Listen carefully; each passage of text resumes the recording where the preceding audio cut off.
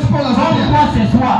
Comme toi ce soir. Oh Seigneur, le Dieu des pasteurs David. Oh Jésus, le Dieu de Branham. Aïe-toi maladie sort. Au nom de Jésus, le Dieu de Branham. Les démons ont regardé ces gens-là. Ils ont dit un instant. Paul, nous les connaissons. Il est un faux serviteur de Dieu. Le nom de Jésus là, nous connaissons. Il est le Fils de Dieu. Mais vous, qui êtes-vous? Tu chasses les démons et tu ne te connais pas qui tu es. Il y a plusieurs de fils de cheval ici. Plusieurs fils de cheval sont ici. Vous avez des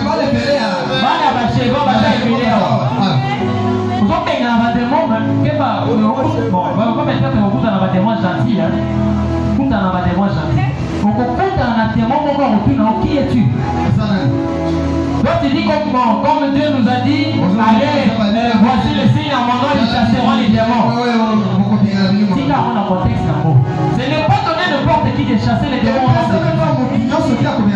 Tu dois d'abord te connaître qui tu es. Pour connaître qui tu es, il faut commencer par connaître qui t'a appelé.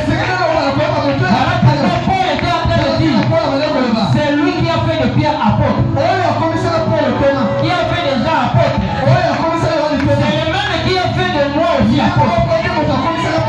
Mais tu dois arriver au point de comprendre, au point d'expérimenter la spiritualité de Dieu, jusqu'à ce que tu puisses dire que c'est lui qui a fait de Branham prophète, c'est lui qui a fait de David pasteur ici, c'est lui-là qui a fait de moi son fils. Aussi longtemps que tu ne diras pas ça, parce qu'un jour les démons vont te tabasser, les démons vont te taper, parce que tu ne te connais pas. La prière, hein, même les combats que nous faisons, c'est un affrontement des esprits. Ce n'est pas toi la chair qui chasse les démons. Même la prière que tu fais là, ce n'est pas toi qui prie, mais c'est l'esprit qui est en toi, qui prie l'esprit qui est en toi. Et il faut que l'esprit qui est en toi connaisse l'esprit qui est au ciel. Voilà pourquoi lorsque tu as le Saint-Esprit, elle dit le Saint-Esprit rend témoignage dans mon esprit que je suis enfant de Dieu. Le Saint-Esprit doit t'enseigner ça. Que tu es fils de Dieu. Que tu es fille de Dieu. Est-ce que vous savez que dans la Bible, Jésus a exaucé la prière des démons?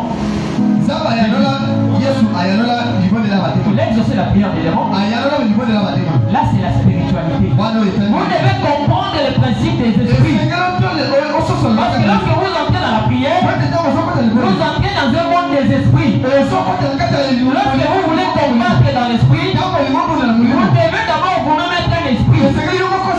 Parce que ce que tu combats ne sont pas des êtres de chair, mais ce sont des esprits. Toi-même, tu dois être un esprit. Jésus a exaucé la prière des démons. Vous connaissez le fou des Gadara? Il y avait beaucoup de démons en lui. Jésus a dit, dis-moi quel est ton nom démon. Les démons ont dit, nous sommes nombreux. Nous nous appelons légions. Pendant que Jésus était sur le point de les chasser, ils ont dit à Jésus, nous te supplions, ne nous renvoie pas en affaire. Fais-nous-même entrer dans ces pourceaux.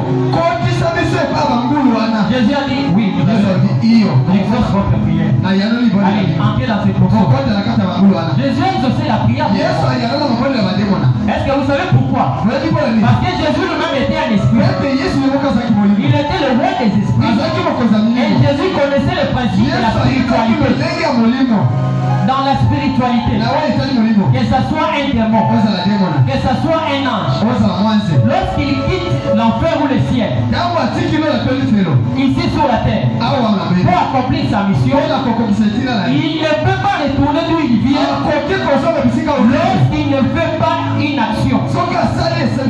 Alors, le problème c'était quoi? Jésus a interrompu la mission des démons.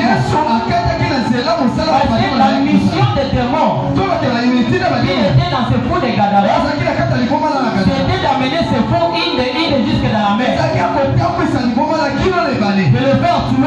royale. Jésus connaissant cette mission, connaissant cette principe de l'esprit, il a dit non, vous avez raison. Vous ne pouvez pas quand même rentrer en enfer sans que vous puissiez accomplir la chose pour laquelle vous êtes venu faire. Même si vous n'avez pas accompli ça, accomplissez quand même d'une autre manière. Jésus les a envoyés dans le pousseau. Et les démons là, ceux qui n'ont pas pu faire dans le fou des Gadara, ils ont pu faire ça dans le pousseau.